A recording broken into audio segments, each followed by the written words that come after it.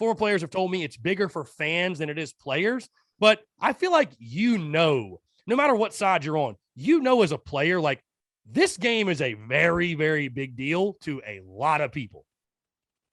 It is, and I would echo those sentiments. Like I would tell, like it's not focused on any more in a meeting room than it is any other week of the season. In fact, I would probably tell you like most of the SEC games get, or at least they did with Coach Spurrier, get a lot more attention because that was the goal, right? The goal was to like win the East and get to the SEC championship. We can beat Clemson, fantastic, but that doesn't need to be like the priority of our season. So I'd like, playing under him probably de-emphasize that a touch.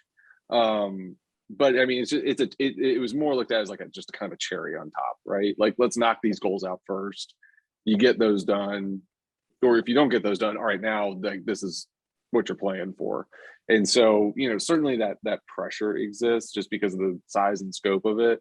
But from an emphasis standpoint, at least when I was there, it wasn't something that was like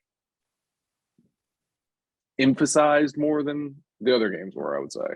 But being a player and like getting to play in those games was, it's special. It's a big rivalry game and it's fun, and it's the banter that goes back and forth.